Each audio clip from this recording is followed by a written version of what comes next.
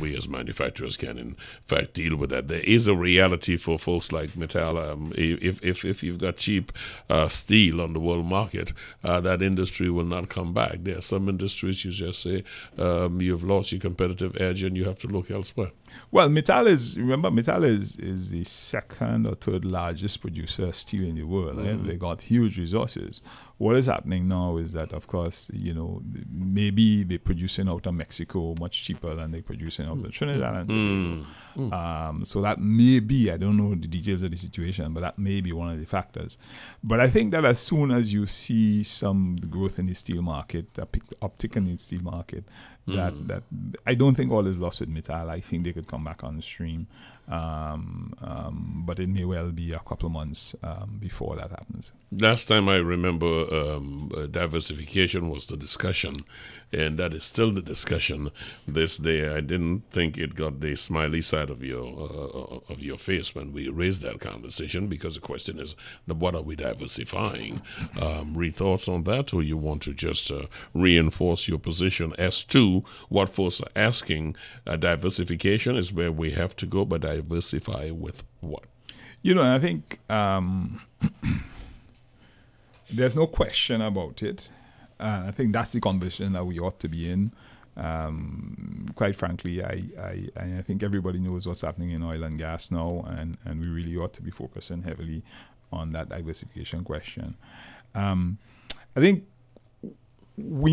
my approach to this has always been, rather than sit here and say sector X or sector Y, I think what we need to do is to see some of the things that two approaches I would take. One is to ask the question, what can we be unique in? What makes us unique? And I've argued over and over again that the things that make us unique are the things that are born here and are of us. In other words, the items or industries that are influenced by our culture. And some people call it cultural industries, and that includes a whole host of things. And I certainly think that needs to be given focus. My other approach is going to be to ask myself, what is on the ground? What is happening on the ground among small firms that are doing nice little things that the world, that they may take to the world? We have to remember that some of the products in which we've been successful in the world are really products that are just born here. We didn't borrow it from anywhere. We invented it. And that is not beyond us. And there are a number of little things happening in a number of little places.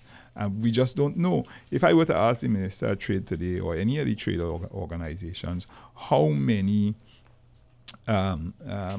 small and micro enterprises in Trinidad and Tobago do you think may be able to win an export market? I don't know that they could give me the answer. They don't know it. And therefore, some focus, it seems to me, has to be placed in that area. I also think, so much of that diversification effort has to do with belief in ourselves, belief that it is possible, that we can do it, and support for that from different sectors of society. I'll give you a classic example. One of the major challenges of small and micro enterprises today is to get onto the shelves of the major supermarkets. So Michael Porter, in his theory of competitiveness and so on, talked about local firms growing and the market pressing them to be excellent, and competition in the market causing them to improve their product and so on. Small and micro enterprises in Trinidad and Tobago are not given an opportunity to even participate in the market because of the roadblocks, because of the hurdles placed on them in terms of getting on the shelves of the various respective supermarkets. You could test it if you like. While the country imports a whole host of foreign stuff, and while the country, even some supermarkets even place labels that says foreign on their shelves, look, these little things provide huge disincentive to local people. So I grow iceberg lettuce, for example. Let's just take a farmer who grows iceberg lettuce, and this iceberg lettuce is in the supermarket. But here's what: there's a label that says foreign, and another one that says local. Now that's a huge disadvantage to the poor local farmer. Why? Because chances are that his product is maybe $1 more expensive than the foreign product. And people ask how that could happen.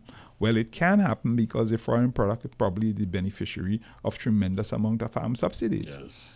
Yeah?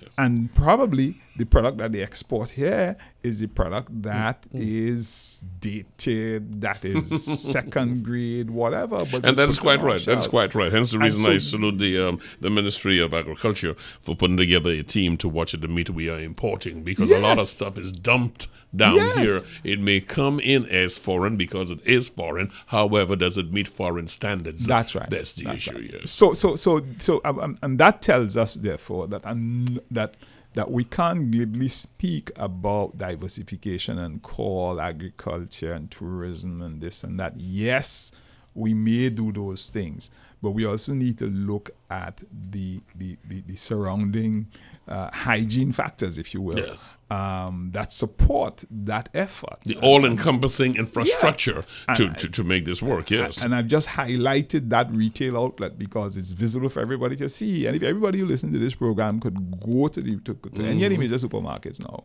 and see how foreign produce is treated. Yes. You know, they given pride of place in terms of the shelving. Some of them are labeled and so on. There's a little thing called poetic justice, a little bit of that I'm seeing, because now it is so expensive for them to import it. A lot of those shelves are empty. Maybe we can start putting local produce up there. I cannot let you leave with the limited time I have without asking you two questions, and here is my penultimate question, because it has been bandied about, the issue of increased production and a higher quality yield being something as part of the economic solution. Do you agree with that? I think you if I understand the question, you're talking about productivity?